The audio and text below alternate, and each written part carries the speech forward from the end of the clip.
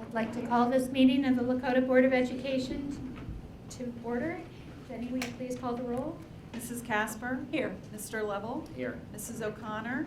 Here. Mrs. Schaefer? Here. Will you please join me in the Pledge of Allegiance?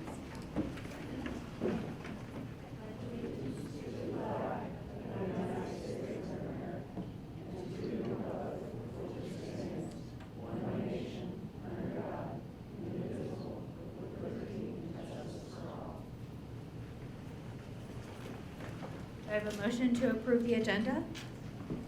So moved. Sorry. I'll second. Jenny, will you please call the roll? Mrs. Casper? Yes. Mr. Lovell? Yes. Mrs. O'Connor? Yes. Mrs. Schaefer? Yes. And today, under Board President's comments, we actually have a special presentation from the Lakota Robotics team, and so I'm going to invite them up now at this time. If they would like to come to the mic, they are welcome to do so.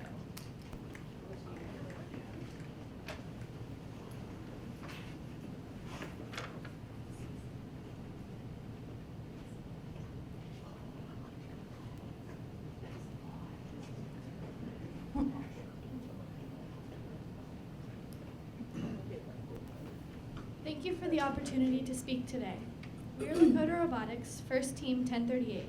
For those of you who do not know, we are a community robotics team with students from 13 area high schools, but we call Lakota our home. Our program began at LEHS in 2002, and to this day, 70 to 80% of our students come from Lakota. We are active in the community at multiple festivals and events throughout the year when we aren't building our competition robots and learning from our adult mentors about engineering and design.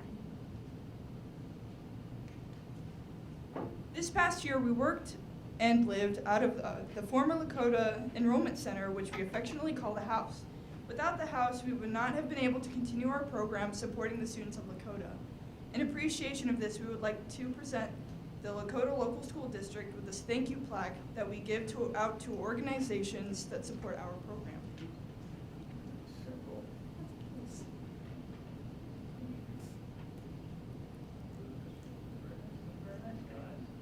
Thank you.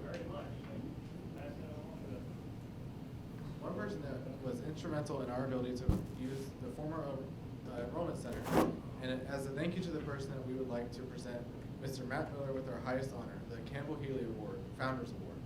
The Campbell Healy Founders Award, named after David Campbell and Pat Healy, who were instrumental in the start of the Lakota Robotics team, continuous growth of the team, and the first robotics program through coaching, personal, and financial commitments. The award is given to an adult or company who has contributed to the continuous prosperity and or growth of Lakota Robotics and or the first robotics in the local area.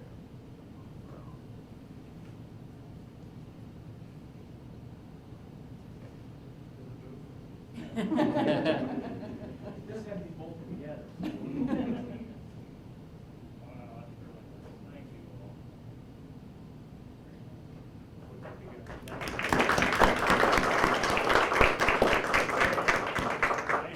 Usually I like to do one to surprise people, but you guys got me today. Thank you. Thank you. Very nice. And anyone want to just pop in some of your years real quick? How the year went? Just 30-second elevator speech about how Robotics? Yeah. Yeah. Your team. So this past year was actually great. It was definitely a weird year being in a new area and a new building that we got. Obviously, I don't know what we gave you, but that it was really neat experiencing something new and being in a new environment. Definitely it was smaller, but it was better being like closer to everyone and like it was definitely more of a, that's why we call the house more of a family experience with it. And that's why we really like just love that connection between everyone. New students came in and we all connected out at different grades and levels. It was really fun overall. How many people were on your team? This past year there was about 52, and we roughly have around 20 to 30 other people. Thank you. Very nice. Really appreciate that. Good. Thank you.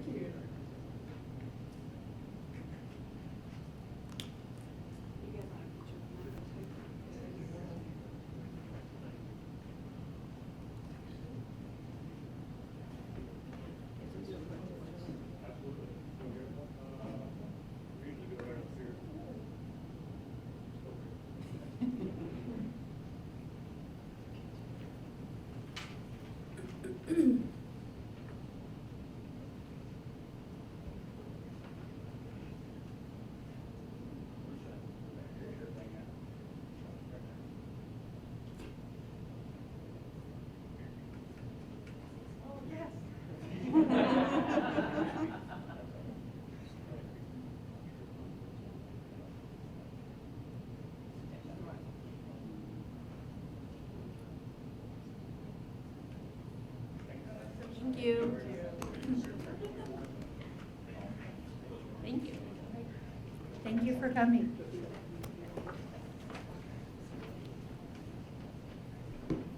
Matt, a chance to sit down, and then we'll move over to superintendent's comments. I'm good. I'll save mine to the end. Thank you. That was very nice. All right, and we'll move on to treasurer's comments. And I'm going to invite someone up to the mic as well. Julie Joy Smith is here for the quarterly update from the Butler County Auditor's Office. Thank you so much for allowing me a few minutes of your time this evening. One item on my list is not new. It's something that we've talked about for a while, and that's the fact that Ohio has no fuel quality testing. We're one of 3 states along with Alaska and Nebraska. We were hopeful that last year we would get some legislation through. It just didn't come to pass. But we're happy this year because we have some language being written and hopefully presented very shortly by Representatives George Langier of Westchester and Representative Bridget Kelly of Cincinnati. This is a bipartisan bill, so that makes us happy as well because we realize that it could get supported by both sides of the aisle. So it's just really, really important that Ohioans, especially since the transportation bill passed with the gas tax hike.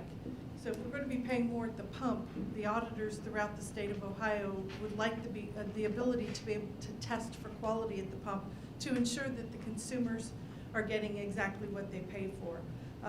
It's interesting to know that with this last spring, we had a lot of water. There were a lot of instances of water contamination at gas stations throughout the county. There were too numerous incidents that went on this past spring. Just an interesting statistic that if only the 10 largest counties in Ohio would participate in this, implement the testing, it would cover more than 50% of the gas stations throughout Ohio. So it really wouldn't take a large number to make a huge difference throughout Ohio. So I just thought I'd make you aware where that stands, and hopefully we'll be hearing more about that in the news. My next item is more about the reappraisal and the appraisal side of the auditor's office, which I think most people are most familiar with, other than seeing the auditor's name on the gas pumps, knowing that your real estate bills are generated through our office. We take a lot of consideration in trying to use the highest amount of the technology to our ability to increase our staff's performance and to basically be able to do more with less. One of the things that we do is we review things through desktop review.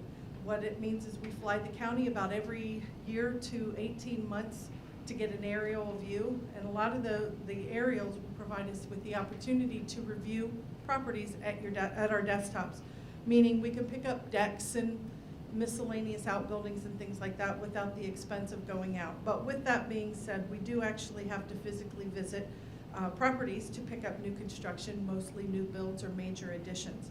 So we have begun, our staff has begun that process for this year. We're going to be visiting approximately 4,200 properties across Butler County in the next 2 months to pick up this kind of new construction.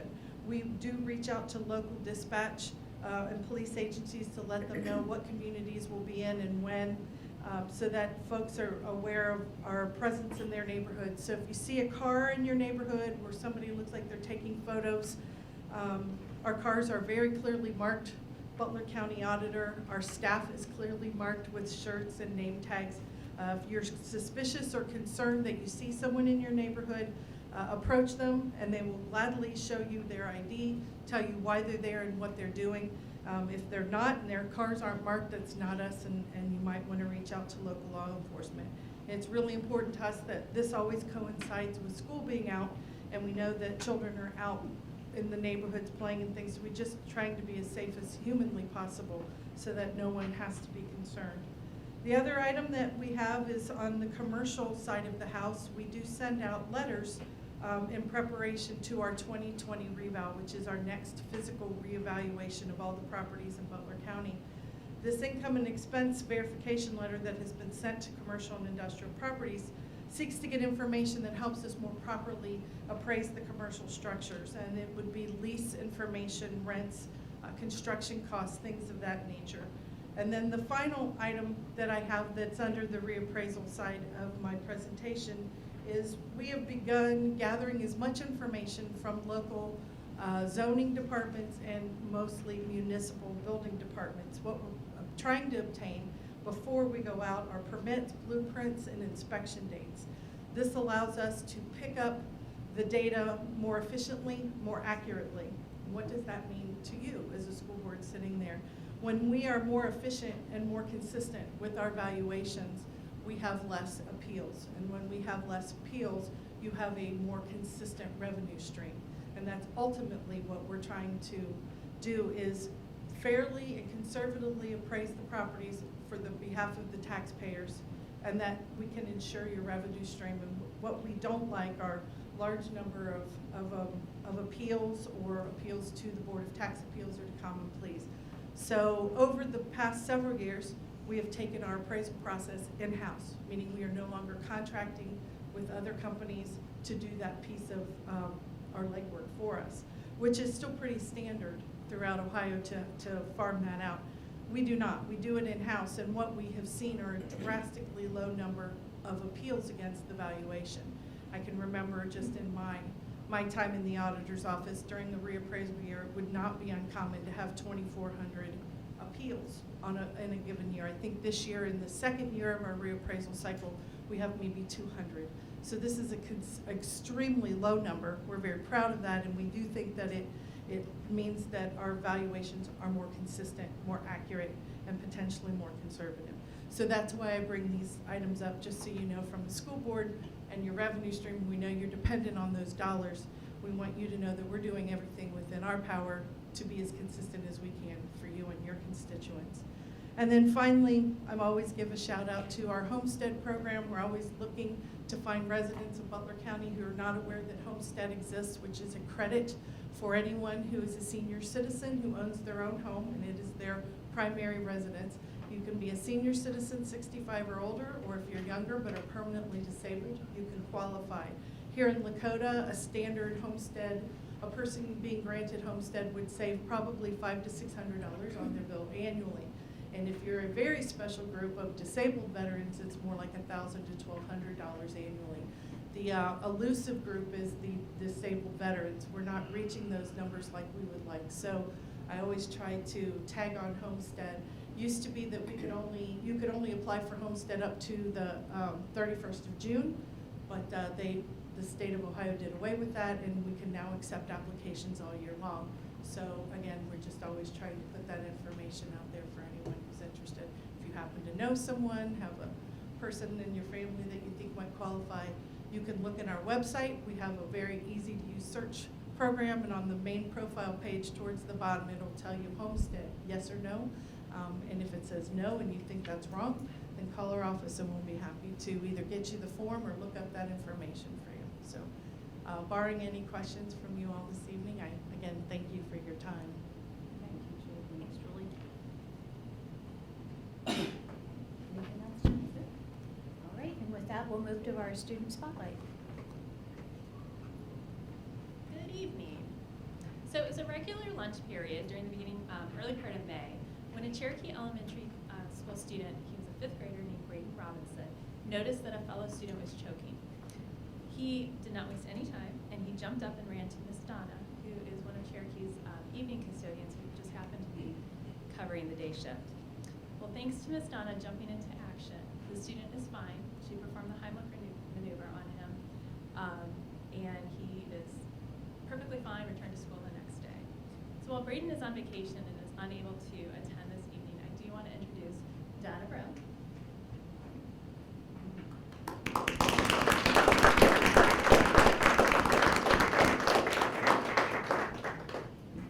Hello, my name's Donna Brown, and I'm the evening custodian for Cherokee School. And I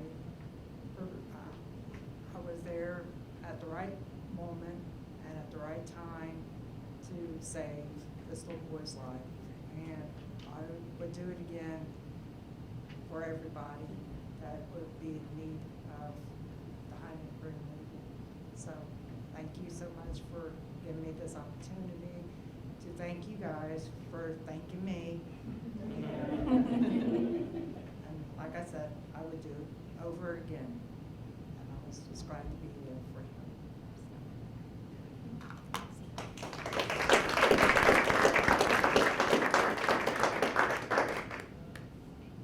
Well, we're so thankful you happened to be working the day shift that day and got the nod from Braden to go and run into action to be able to save our students. So, any other questions? I or- think that speaks to the relationship our staff has with our students, that he felt comfortable enough, and that was his first reaction, was to come find you for help. You obviously must interact with them a lot, and they trust you, so we really appreciate that. Yes, I walk this little boy out every day to the crosswalk, and me and Braden, we've bonded before then, and he knew that I would jump into action, so. That's awesome. It's great. And now he knows there's an Has extra that special involved. bond. Yes, I do. Right. I love my kids at Cherokee. I love Cherokee. I've been custodian there for 21 years now. Wow. So, I think this I talks wouldn't about want to be anywhere else. Cherokee's is great.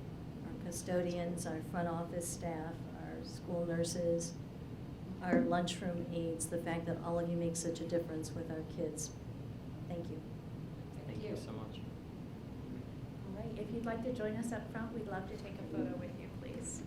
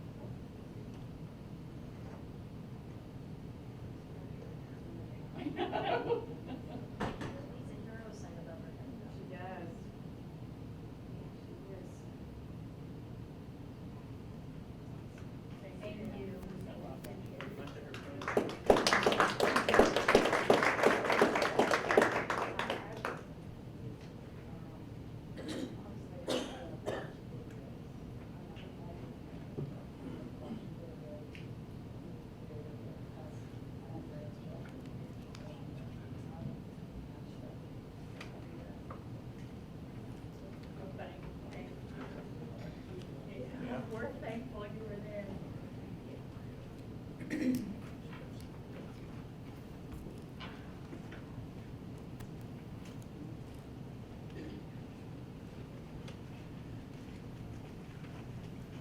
With that, we move to our first opportunity for public comment with anything pertaining to the agenda.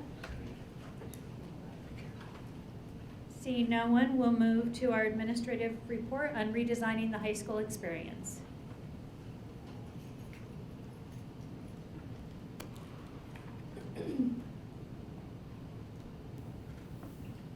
Thank you very much for the opportunity to present to you all tonight.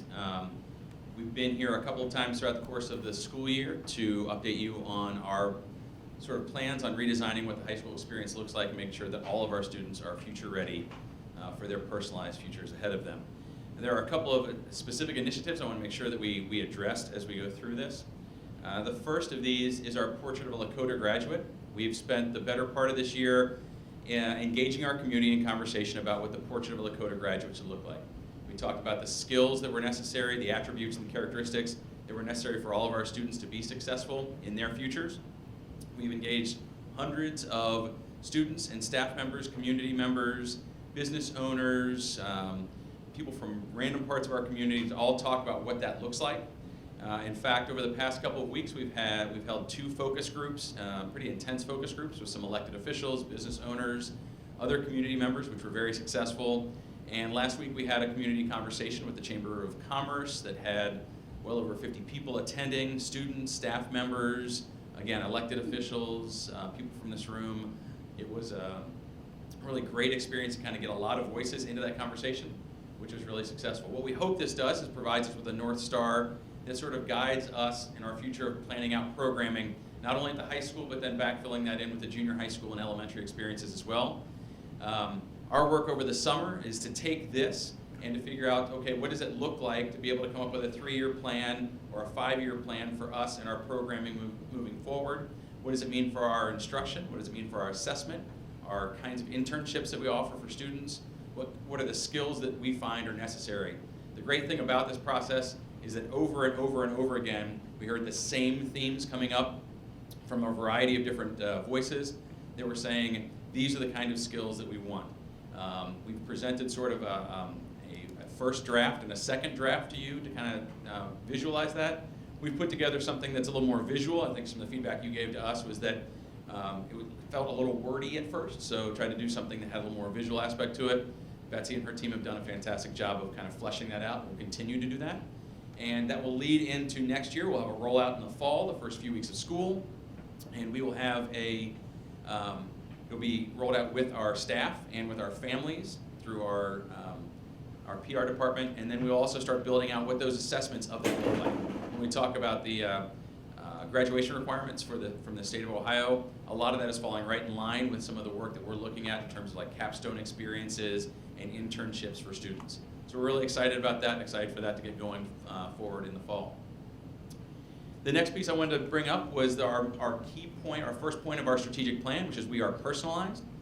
And what we've done this year is we have really worked, not only we've focused on the 9th grade buildings and our high school, but we've broadened that out to the entire school system.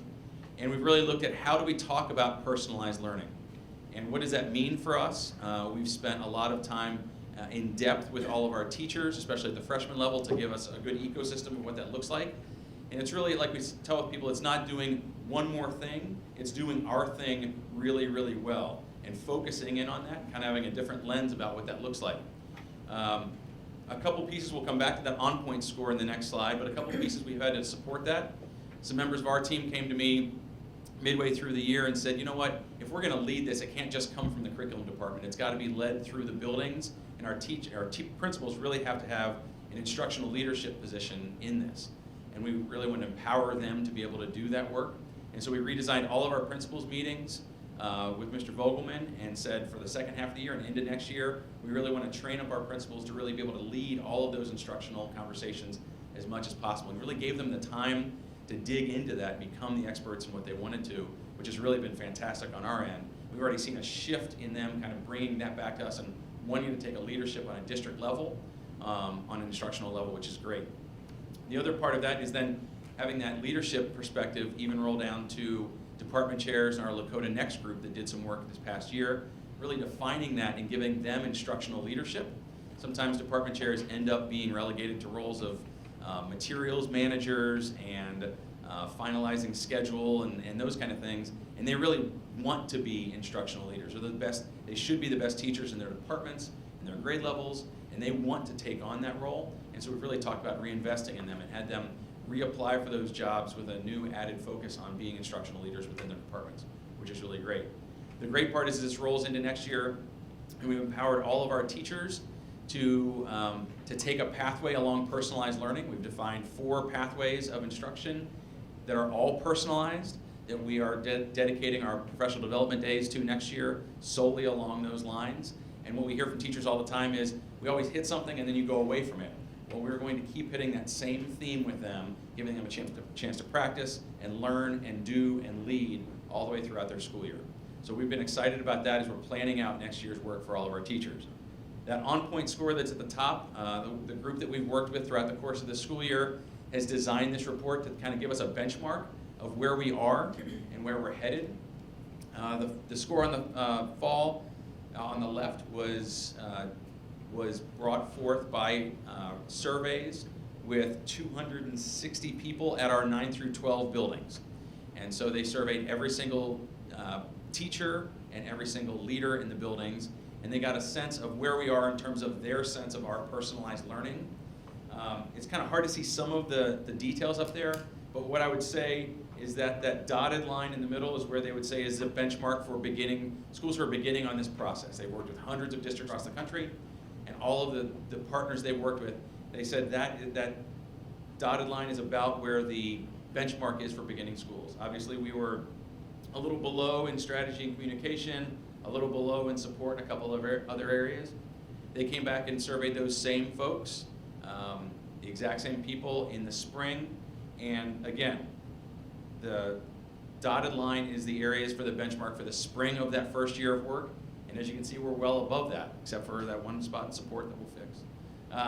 But we're excited about the fact that through the work that we've done, we get validation not only externally, but internally from our own folks who have said, yes, we sense that the communication is strong, the strategy is strong, the design of the work is good, the operations, curriculum instruction are all good. And I think the support part is we need to do a better job of articulating that with our people and letting them know what supports they have in place. So that only gives me more energy going forward to lead this initiative with all of our teachers, and gives us confidence going into K-8 to be able to do that work as well. One of the programs that we've been highlighting throughout the course of the year is the Lakota Cyber Academy. Thanks to Betsy and Lauren and their team, we have our official Lakota Cyber Academy logo that we're being able to put on our own website and all of our materials as we're recruiting. We've used a process of an advisory board and a steering team throughout the course of this year. Our advisory board is leaders in our community who want to see this go well. Our steering team is industry-wide folks in cyber throughout the Southwest Ohio region who are leading initiatives to be able to build out this program. It's been a really great experience leading that group also, as we have people focusing on mentorship and internships and real-world learning opportunities. The other piece I'm really excited about is when we started looking at our initial demographics for our cyber program, we saw that we were pretty much on par with all of our district demographics in our cyber program, except for women. And we know that that's a large area of focus in the cybersecurity industry as a whole. And we decided as an advisory board that we really wanted to have a dedicated group just looking at growing that women in cyber and really being a regional, if not national, center of excellence for growing and supporting and developing our young women in seeing cybersecurity and all of IT as a pathway going forward. So we're excited about that. We'll roll that forward this summer also. We have, through some adjustments in our staffing, we have added a staffing member to our cybersecurity team, our IT department. He's coming in from a neighboring school district, and the excitement there is that he really sees the future of this. He was a person who went out and on his own took a online course last summer to see how he could embed cybersecurity into his advanced math course that he was teaching at the time. I like people to do that for their summer fun. The other exciting thing about that is he has developed his own higher level math courses that are beyond AB and BC calculus. I know it's been a challenge for us at times to be able to have somebody on staff doing that. Excited to have, there's a huge connection between cybersecurity and advanced math. Really kind of bringing those together. I'm excited to be able to see that happen in the future. We have 40 students who are currently juniors going into their senior year who have already started to dive into the cyber content and curriculum. They will be going into their senior year, wrapping that up. We have 110 students beyond that who are sophomores and juniors next year, jumping into Cyber 1, and then all we're doing is building out those great experiences. The other thing I would say is that we're looking to launch our Cyber Academy with a nice event, first full week of school. We're looking at some local, state, and national elected officials and who's who to be there for something like that. More details to come from Mr. Miller when appropriate. Correct? Good. The next step of our building out our programs at the high school, the one that we kept seeing as an area of growth for us, is our business program. And so we've followed the same models we have in cyber. We have an advisory board and a steering team. We've met a few times already. And that advisory board is made up of local business officials that will likely grow, and our steering team will likely grow also as we find mentors for our students and internships. One thing we're really excited about is there's going to be a strong entrepreneurship angle to our business program. It's one of our 4 E's that we believe in. And so that we've partnered with a company or an organization called Uncharted Learning that has a program called Incubator EDU. The amazing thing about that is that we sit, 20 miles away from the 5th ranked entrepreneurship program in the entire country at Miami University. And Miami and Incubator EDU have just inked a partnership between the two of them this spring, where we have a great connection there, and hopefully we'll build a program side by side with Miami that sets our students apart from anybody else in this region in terms of what that looks like for next generation skills for them to be able to have. Really excited about that. That will launch same kind of time frame as our Cyber Academy, where we'll be talking about a presentation to you in November of a fully fleshed out program, a recruiting event in December, signing kids up in January, getting them on board for internships by the end of their senior year at the spring of 2021.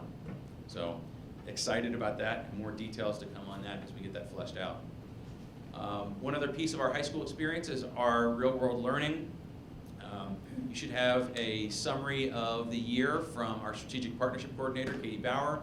She put together sort of a by the numbers and where we are currently and where we're headed in the future.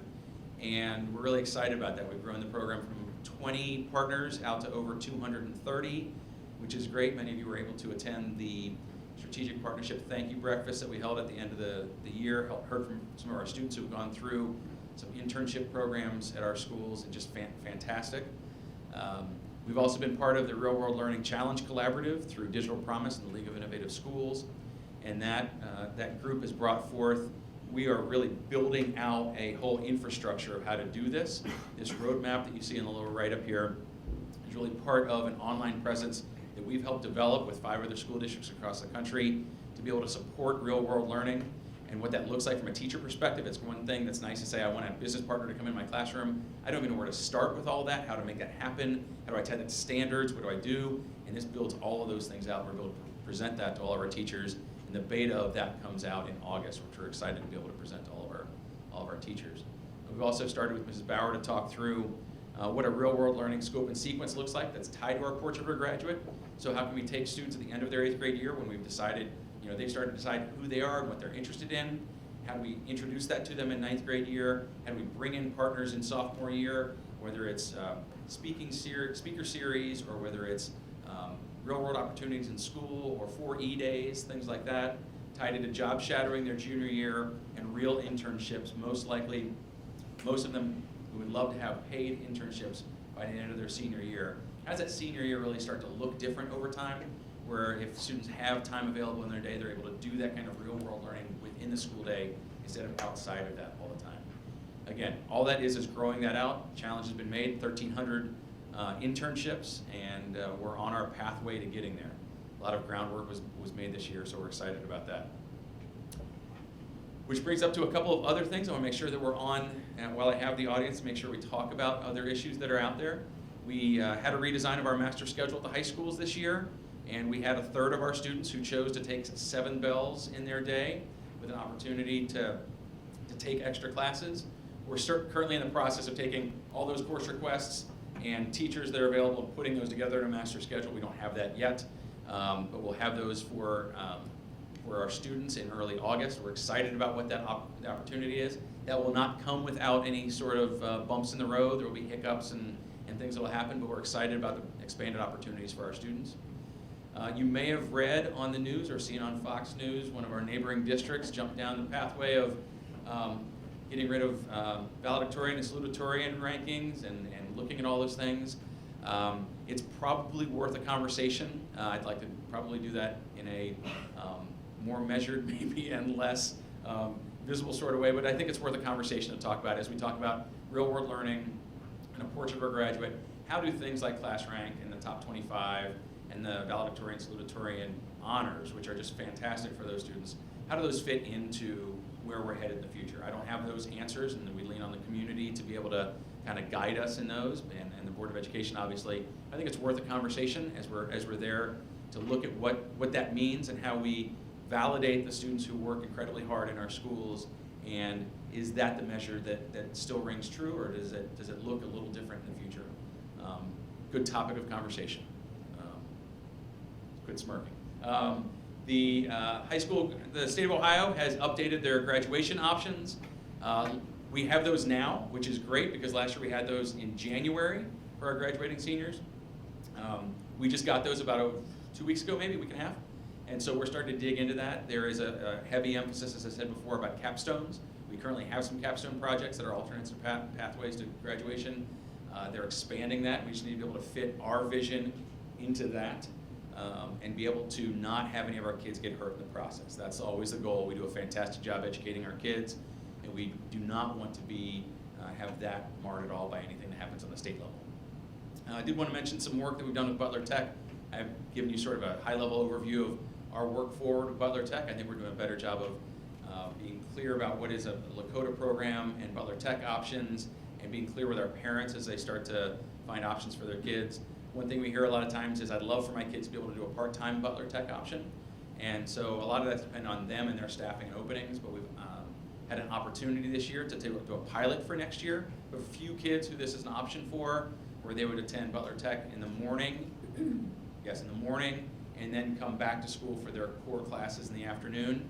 Again, it's 5 or 6 kids, but it's a step in that direction to see what that looks like. They're open to that. We are too. Thanks to Ms. Logan for saying if it's the right thing for kids to do, we'll figure out sort of that staffing piece and the funding piece as we go through that. I don't know where that leads to, but it's the right conversation to be having for kids. And the last one is JROTC, which has been brought to us. I just want to kind of bring that up to you and let you know that that's probably something we'll be discussing in the next year. There are some requirements for that. It's a great opportunity, a great program for kids. It's a sustainability and a matter of being able to do something really well if we're going to do that. So that will be some conversations you might hear of in the next year. Just want to put that on your radar as we move forward. I apologize for speaking so quickly to you. I just know there was a lot going on and wanted to leave time for questions and didn't want to dominate the conversation tonight. So if there's any questions, I'd be happy to answer those. Just thank you, that was really good. And the board has the handouts, as does Mrs. Logan. Just one real quick comment on that Val-Sal issue, and I think you bring up a good point about having that conversation. There was legislation introduced today in the state of Ohio from I believe a representative maybe in the Dayton area that would essentially, if it were passed, says all school districts must have a Val-Sal, which I thought was interesting. So that just came out and was sort of making the rounds late this afternoon. And then the other one that I think to keep our eye on, and I'm not sure it's going to get passed in the budget bill, but it was tagged in the budget bill, was to have coding and computer science count as a foreign language, which I thought was very interesting. Yeah, I know. So much for local controls. right. Just want About local control. point those things out to everybody. I saw that. But Keith, this was, amazing work, and thanks for continuing to push the envelope for kids. A lot of this stuff is just what's in the best interest of kids, not so much what we have to do, but what we should do. So thank you. Thank you. Great, thank you. It's challenging, but like I said, it's what's best for kids. For a minute there, I thought we were having kids go to part-time Butler Tech to learn how to be a pilot. So I'm glad you cleared that up for me. I'm like, really? We're going to have kids be pilots? We have the aviation program. Not Right. a pilot aviation program, though. Right. That's Not a little pilot, it's not a pilot program. Not a pilot program. Thank you. Thanks, Other Keith. questions? Thanks, Keith. A lot of great work has gone into that, so we appreciate the whole team's contributions to all of that work. And the updates, we appreciate the updates along the way as opposed to one fell swoop. Policy Committee. We met this past Friday, and Mr. Vogelman is going to come up. There you go, give us an update.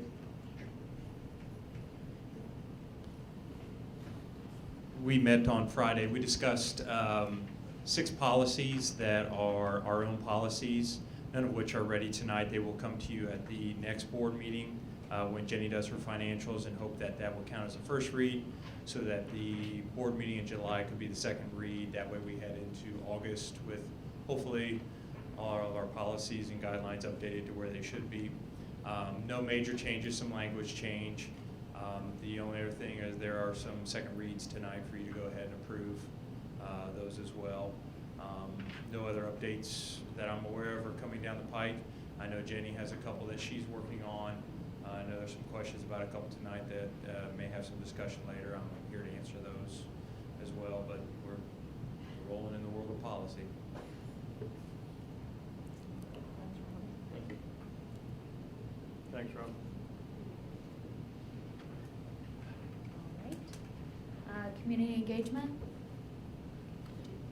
Go ahead. We had a very well-attended community conversation with partnering with the Chamber of Commerce. We had several students there, and we spoke about what we just spoke about.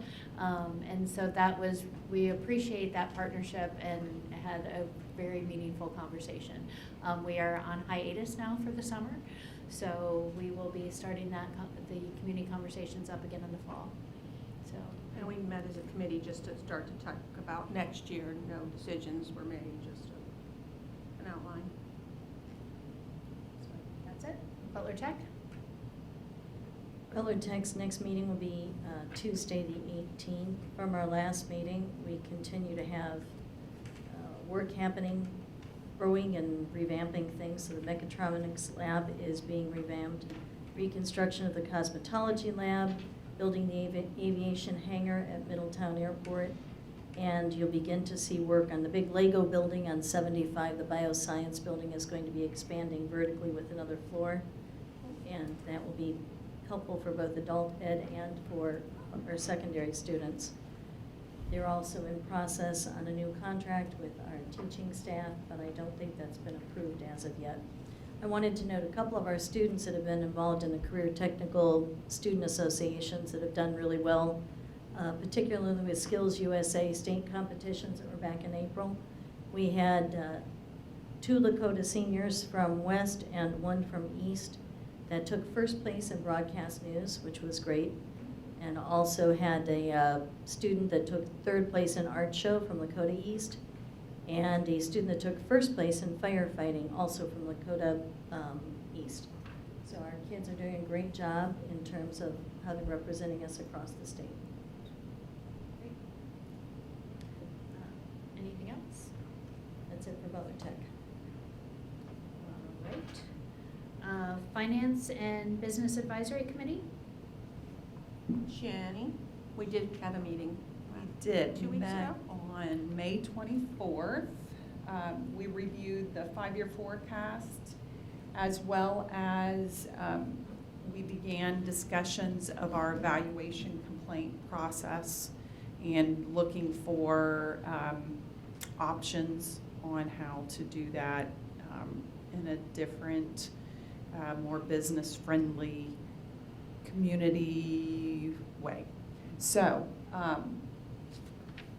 there were some options that were thrown out. I will say that it was good discussion on looking at all sides of the situation. So we're going to evaluate one of the options that was thrown out at the meeting, which was when a business is sold, to reach out to that business and to say, we're aware that you purchased this business for, and we would like to have an opportunity to meet with the new business. So looking at something like that. And also, that would also help with both the townships. You know, they have economic development directors, and so maybe partnering with them and meeting with the new businesses and things like that. So we're looking at Establishing all. a stronger relationship from the start. Mhm. We're looking at some different options. So that was one that was thrown out at the meeting, and so we'll continue to look at it, and more to come. We are meeting the next time on July 12th. That's right. That's what I had. Did I miss anything? No, we talked a little bit about the policies, but just in Yeah, conversation, that's the right. rainy day fund and the, once you get to the maximum fund, but Okay. still a little bit of discussion on that. One of the pieces that came out of that when we were talking about the policies as a group was, what's the impact of that? We're fine during good times, now we're healthy, but what happens if we undergo a recession or some kind of a drop in economic property valuation? What does that look like? And it was suggested that we do a stress test on those policies, That's right. which Jenny is pursuing. And I think it will certainly give me more of a comfort level if we take a look at what it looks like in a different situation. So I appreciate that, thinking on that, and how we can make sure that that's really going to pan out the way that we think it's going to. Right. And I did reach out to GFOA, the Government Finance Officers Association, and they did forward me that stress test And there is a school district in Texas that I know through different committees that we're on, and she actually just went through it, so I'm gonna reach out to her and learn. So that'll be another step that we will take in this process. I forgot that. All right. Anything else on finance? Legislative committee? Matt? I think the only thing I would add, in addition to the pieces that I mentioned after Keith was finished, was OD's taking a look at the social emotional learning standards right now, and it seems to be getting bogged down. I think the state and the department did a good job of making social emotional learning one of the main 4 cogs of their strategic plan, and I just hope that nothing gets taken off the list or the plate, so to speak, or there's not the spotlight that's on it now, I think should continue to stay on, and it seems like there's some politics being played about those standards, so I'm watching that. That's about it.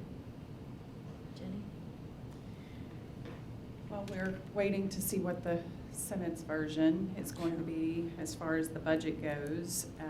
I also can tell you that there's a standalone bill for the Cup-Patterson work that is being drafted. And we currently have over 40 House members that have said they're willing to be co-sponsors for that. So that's about all I know right now. The 2 things that I had Matt stole, which was Sorry. the computer science requirement being a foreign language, and I was also going to mention the social emotional part of that. It seems to be bogged down, as their words, and meeting some resistance, so, Heated conversations in Columbus today and scheduled for tomorrow too. yeah. I just have a couple of things. It is in the Senate now in the Finance Committee, and I believe they're up to their 7th hearing on the budget bill.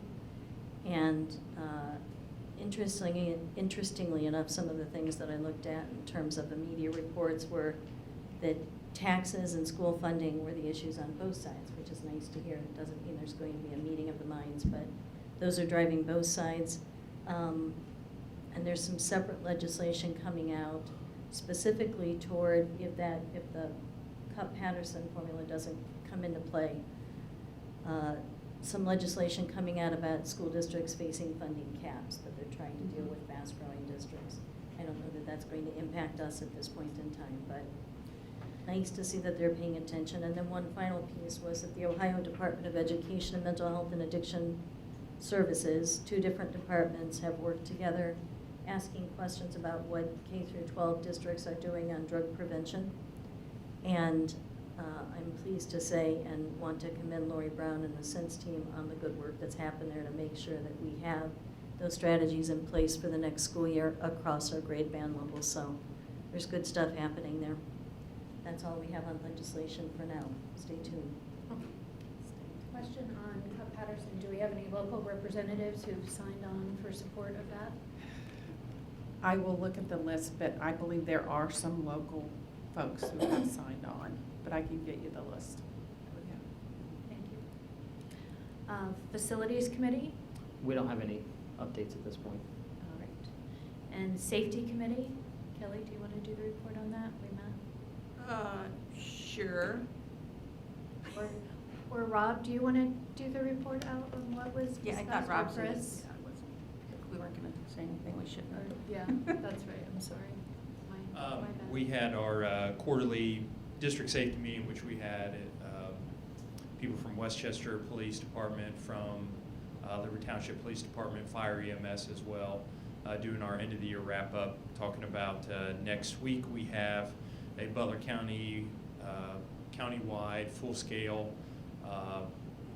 practice going on up at Ross High School. This keeps us compliant with the state of Ohio rules of having to do a full scale practice situation. Be first responders from all over the county up there. I'll be up there, Chris will be up there. We have to have representatives from each one of our buildings so that we can count it through the Ohio Department of Education as one of our safety drills that we go through. Every 3 years we have to have a full scale practice drill, so we'll be meeting that requirement. Then we also talked about just general practices as we continue to work with our 20 different SROs that are placed, 10 from Liberty Township, 10 from Westchester Police, making sure we're consistent in our practices. And one that came up a couple times was when students unfortunately resort to using their hands to solve issues with one another in fighting. And some people have replied, well, police shouldn't be involved in those, they're just kids. And what we have to remember is that we have officers of the law that have to continue their job as an officer of the law. And just if kids start to get into a big old fight in a school, doesn't mean they're free from legal consequences as well. If that were to happen out in the community, at a grocery store, at a movie theater, and the police showed up, somebody would be charged, or depending on the severity of it, someone may go to jail at that time regardless of whether they were in school or out of school. I think sometimes we forget the fact that they're still officers of the law and they have to do their job. We're not going to prevent them from doing that, nor do we make it a place where we can use that as a disciplinary consequence. It's only if it meets their statutes that they have to meet according to Ohio Revised Code that they will follow through on their jobs. Just like we have to make sure it meets our statutes as our student code of conduct, that we follow through on discipline. But all in all, a good meeting. Continue to talk about what we need to do to ensure that we're keeping our students and staff safe every day that they come into school. So continue to look forward to that partnership. Great conversations, great ideas, talking about what we continue to do. We have a representative from Butler County Educational Service Center that comes. She helps and she supports us as well to make sure we're compliant with all the requirements through the Ohio Department of Education. Thank you, Rob. And this drill is correct me if I'm wrong, but this drill is the first time they've done an all-county Correct. wide one, right? Correct. We've done those before, like in our district. Right.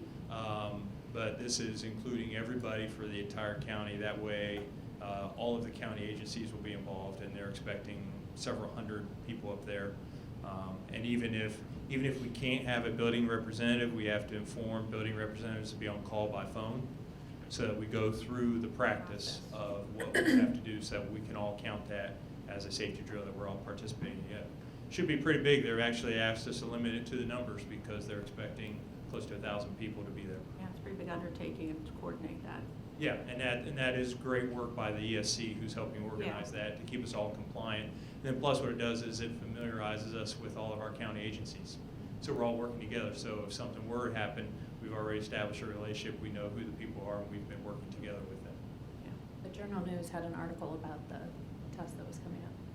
Yeah. And it's always sobering Yes. to go through those. Mhm. It's one of those drills that you hope it's always a drill and you never have to go through it, but it's one that kind of shakes you to the core as an educator, that you're there for kids to have to go through a situation where you have to practice a terrible situation.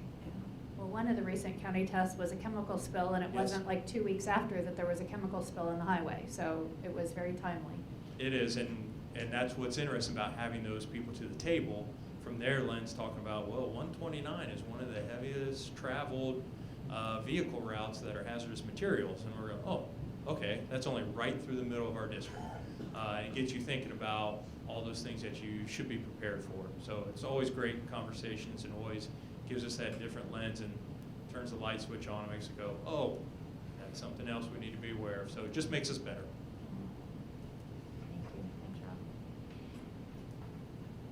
Any other questions regarding safety committee?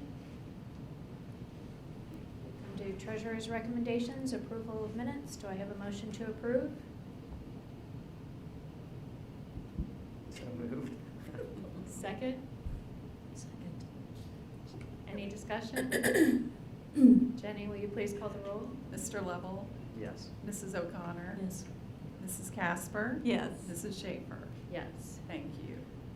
We have superintendent's recommendations. We'll do A through H. Do I Can we have? separate those out, please? Certainly. What would you like to separate out?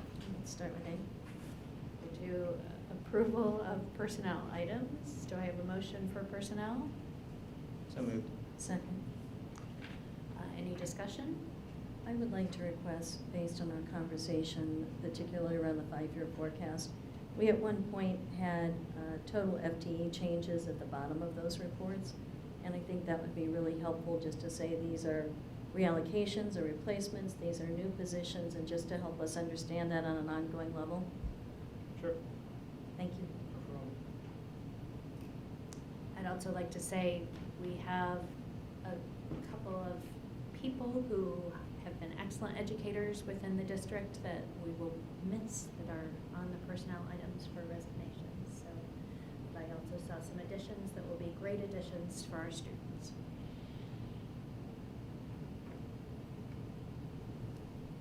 Any other discussion on personnel? Nope. Jenny, will you please call the roll? Mr. Lovell? Yes. Mrs. O'Connor? Yes. Mrs. Casper? Yes. Mrs. Schaefer? Yes.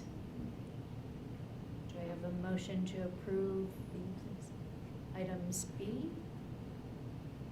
I'll move. Do I have a second? I'll second. Discussion? I just wanted to say that, thank you to Ginny for one thing. We've spent quite a bit of time talking through these three policies. And I have not been shy about calling for a balanced budget for many years now. It's a regular topic of our conversation. And I think putting into policy a philosophical statement that we as a board believe that we should follow practices that lead us to a balanced budget is an important step in ensuring our financial stability and the health for the district. And I think that 6219 sets that forward as a philosophical stance, so I appreciate that. I will say that 6218, I had some struggles with this. I think investing in our strategic plan is beneficial. I think it's necessary. There is some guardrail placed around it in saying that the plan can't result, whatever the superintendent puts forward can't result in going below the 90-day balance. Sustainability still remains a major issue for me in approving any long-term plan that we put into place. And the second piece of that is to say that I would like to be sure that before we look at a plan, we have all the pieces in place. And I think you talked about that a bit at our last meeting, Brad. Part of our facilities plan, which we know is going to be a driver in future cost, is certainly important before we see any major long-term pieces roll out. And to be honest, and I said this to Jenny, I would prefer to have a much higher level of reserve maintained than what this is maintaining. When we're sitting at 106 million and we're ready to put forward 34, I believe, in a possible investment, that's concerning to me. So 6217, I would like to see an initial set aside higher than just beginning that rainy day fund at the percentage that we're setting in policy. I think it's going to grow very slowly. With all these policy questions, I still believe that these are a good first start, and I think they're a place to begin, but I don't see this as a once and done discussion. There are other moving parts. I think when we see the stress test, we may know if there needs to be adjustment to that. And I think it's a good place to start, but I don't see it as necessarily our final outcome. So I will agree to approve it, but I do have ongoing questions. That's it. Thank you. Jenny, do you have any modifications in your recommendations on policy?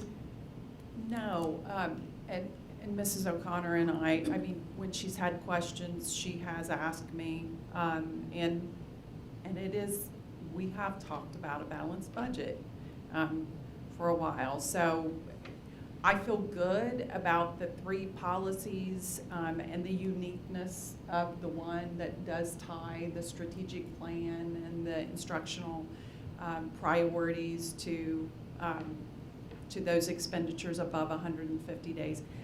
I feel like we're being strategic in trying to put some of these in place. Is it the final say-so on it? It never is. I mean, but I think it's, like you said, it's a good start, and we can review it. We'll have the stress test, and I think it speaks volumes that we've gone to these steps and that we're putting some of these guardrails in place, and it should make the community feel really good about, you know, that we are trying to put things in place that structure the way that we look at things. So. When you have things like this in place, it creates opportunities and it creates options. And 99% of the districts in the state of Ohio don't have what we have. So, I mean, it's yes to what everybody is saying, but it's also good that we have opportunities. Took a lot of work to get there. And obviously, For sure. our policy work is clearly always ongoing and Right. and will always be, unfortunately. Stay tuned. Right. If we could ever get our policies perfect and not have to modify I did have a question for you also on that 6320, and how that was worded, that we were taking away, there was a policy regarding purchases, and they were taking away a single purchase over $1,000, and I was just worried that like almost all of our purchases accumulate up to $1,000, so everything was gonna have to be sent out to bid. Are you comfortable with how that's worded? So if you look at that policy, there was a lot of changes with that policy, and Rob and I talked about this prior to the meeting. That $1,000, it's like Linda just said, you know, this is a good start. I think this is a good start with this policy, but I definitely want to review that $1,000. I do remember us talking about, we felt like that number was low, too low. But I don't know that we talked about what number was the right number. Okay. So it will be something that we will discuss, and yes. Okay. Mhm. All right. So with that, Jenny, would you like to call the roll, please? Mrs. Casper? Yes. Mrs. O'Connor? Yes. Mr. Lovell? Yes. Mrs. Schaefer? Yes. Thank you. All right. So do I have a motion for superintendent's recommendations C through H? I'll move. Do I have a second? One second. This is the 2019 and 20 Code of Conduct, resolution for where transportation is impractical, architectural review for the facilities plan, disposal of textbooks, field trips, and donations. Any discussion? Jenny, will you please call the roll? Mrs. Casper? Yes. Mr. Lovell? Yes. Mrs. O'Connor? Yes. Mrs. Schaefer? Yes. This comes to our second opportunity for public comment. If there's anyone who would like to address the board, they may do so at this time.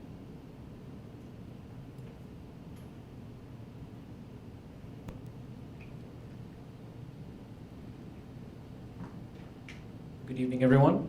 My name is Pavel Shicek. I live at 5779 Wedgwood Terrace. So it came to my attention on Friday, so this meeting is very timely, that 3 of the schools in the district have made the Ed Choice listing as an educator said to me in her own terms, failing schools. So obviously as a district parent, this is very concerning. I've never run into a situation like this before. Quite frankly, I didn't know that this even existed. And I combed through my Lakota emails, and my question for you is, how is this communicated to the public? I was unable to find anything, perhaps I missed it, but the fact that this isn't broadly communicated is troubling, that I have to go to a state website in order to get this information. So then, having said that, I went and I did the research for the grades of the school that my child attends, and it's not quite clear how that scoring works. If there was some help in understanding how those grades are assessed, that would be very beneficial. As well, when can we expect the grades for the current year?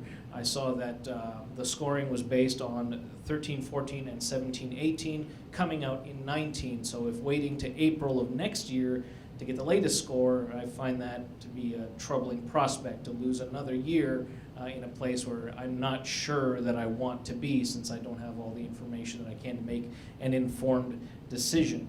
And then what have been your actions in order to correct these deficiencies? I saw that the one particularly troubling grade was a D on the at-risk K-3 readers. Obviously, reading is one of the most important skills that a child will learn, so that one really jumped out at me. And then my final question or point is, what are my options beyond the Ed Choice program? I saw that the application time window was very short, with the announcement coming out on 4/11, and then at the end of that month it being closed. It opens again in July. Summer is a very heavy vacation period, as I'm sure you can appreciate, so that's not a great time for others. So what are my options beyond that, or does it simply end and leave the district? All right. Well, we address all the questions at the end, so first let me see if there's anyone else who would like to address the board. All right, seeing no one, I will pass this to Matt. Thank you. What I'm going to say is frustration. We are frustrated by that too, especially when they're taking, the state of Ohio is taking comparisons from essentially 5 or 6 years ago, coupled with a couple years ago. The timing isn't very good. The timing isn't right. We haven't put anything out yet because we're still going through things ourselves. The report card that'll be coming out, usually it comes out in August or September based on last year's data. I can tell you that the schools that you're talking about are still really, really good schools that just had a different grade span or scores that probably reflected the students at the time, but we've made a lot of changes since then. When you talk about that D in K-3 early literacy, we've made huge strides with PD for our staff at the lower grade levels. We're also starting a brand new phonics program to address some of those needs that we've seen. But I can have somebody on my team or curriculum team get a hold of you tomorrow and tell you what your options are, and we'll put something out as a district as well. And if you ever have a question or something else that comes out, just call central office and we'll be able to get something to you pretty soon. And also, the year that we got the low grades in the K-3 rating guarantee, the 98% of our students passed the reading guarantee. Correct. The way they measure it, they only look at the very small cohort of kids that weren't passing and measure those kids, and if they pass, correct me if I'm wrong. You're right. One of the other things that we did was all so day it's- kindergarten too, to address some of the shortcomings in literacy. So the way that metric, that was, for me, on the state report card, that's one of the most frustrating metrics because it doesn't measure the overall cohort of kids. It measures a very small cohort of kids. Not that you don't want 100% of all your students passing and not to make an excuse for it, but it's just frustrating that it doesn't look at the overall cohort of kids. And the other thing too, I'll say, and it sounds like we're making excuses, we're just frustrated too because the measures that the state uses change every year. So it's frustrating on our end too. All right. With that, we'll go to closing comments, and I'll start with Brad. I don't think I have anything. Just, it was a great close to the school year. I know that there were a lot of events going on, graduations, everything like that. And it's fun to be a part of the excitement, and it's fun to see our educators bringing things to a close, getting excited about the summer learning PD that they're going to be doing, and getting ready for another school year. Yeah, I don't really have anything either, just I love graduation, so congratulations to our almost 1,400 graduates. Just love graduation. Congratulations also to our teachers and administrators of the year that were recognized at the end of the school year. That was great to see as well, in their schools, each individually doing something wonderful for them. It was great. Just a shout out to Chris Passarge and his team and Todd Wesley and his team. While school is not in session, there is a tremendous amount of work that goes on behind the scenes to get ready for the next school year. And so just a shout out to them to say thank you. And I love the fact that, you know, and I'm talking about support personnel right now, and the fact that we highlighted one of our support staff members who saved a child's life. And they are those behind the scenes folks that, you know, we need them, but yeah, one saved a life. So just, I thought that was nice. I was very humble about it. Yeah. I think that's a good note to end on. I have one more sentence. Oh, yeah, sorry. So you get to say nothing I else. forgot to go back to you. Julie, you get to say nothing else. I just also, in addition to all the support staff, or all the work that Chris's team has done, I've also been seeing a tremendous amount of professional development that's been happening in the building. So there's also a lot of great work that's been happening in our teaching and learning department as well, and look forward to seeing all the good things that are happening there. So thank you for that work as well.